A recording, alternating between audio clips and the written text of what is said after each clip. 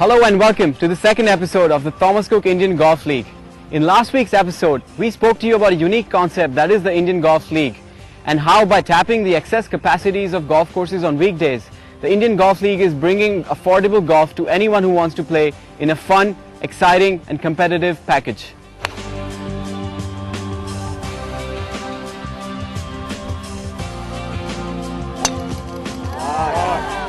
Very well shot.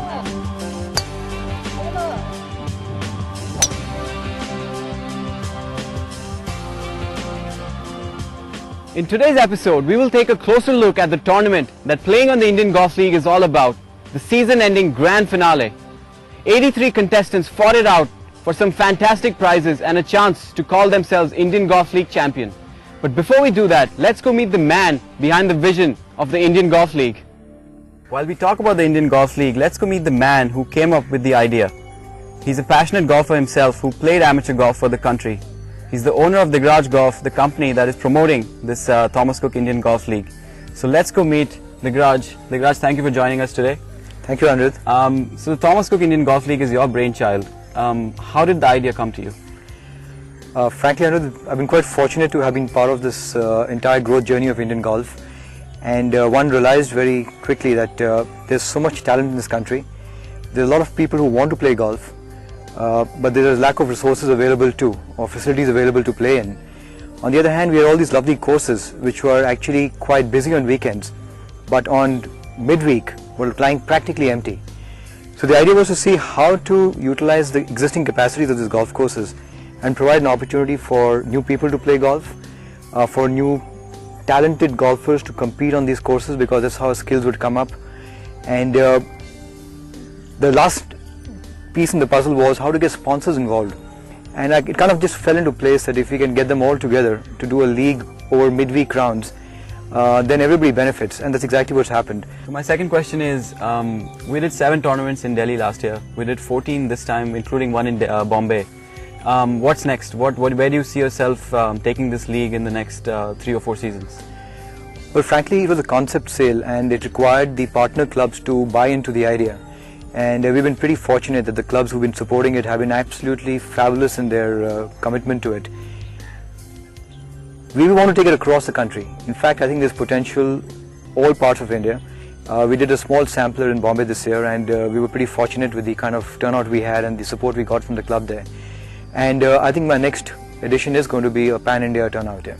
Okay. And I think 5 years from now, frankly, this should become an opportunity for a lot of new people to get into the sport, because today, the deterrent of a very expensive membership stops a lot of people from learning the game. But here, if you have access to a league like this, you can learn golf, you can play here, it's pretty inexpensive, and that fear of an expensive membership, or that I won't be able to afford it, and it's a bit of a lot of people actually feel a little inhibited of joining expensive clubs.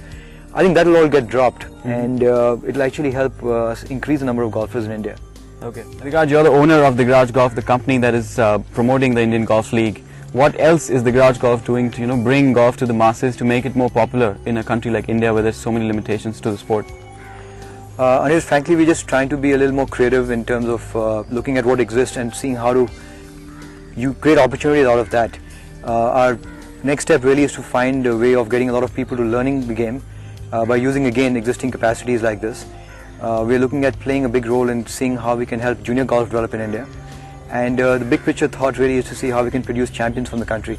There's so much talent and so much opportunity really, and hopefully we'll be able to do it in a commercially viable way. Digraj, thanks a lot for that. Thanks a lot for joining us today. Going by what we've seen today, I'm sure the league is going to be a great success over the next few seasons. Thank you very much. Thank you.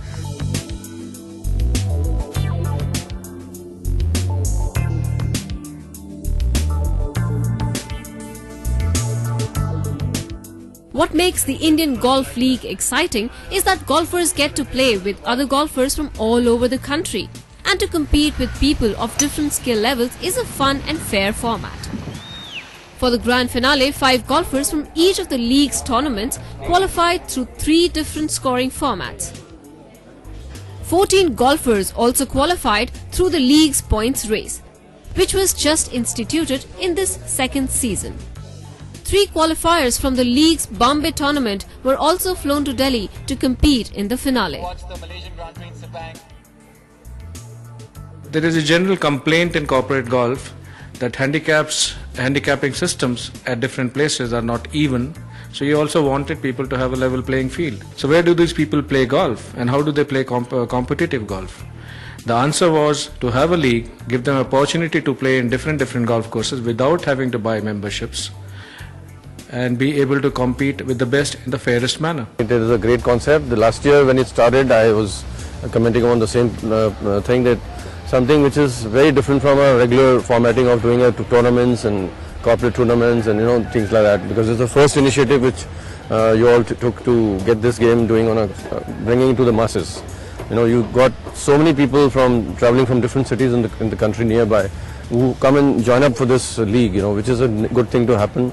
The best thing what you did in this was that you made this golf playable for these people who wanted to play on the best golf courses, which was not possible for them otherwise. Either they have to be members or they have to be paying very high fees. Here was the case when you gave a concept to them, a platform for them to come and enjoy the facilities and play with the good golfers and learn the game at the same time make it more popular. We will now head to a quick break, after which we will announce the answer and the winner of the trivia contest that we conducted in the first episode. In the meantime, we will leave you with some striking images from the league's 14 qualifying tournaments.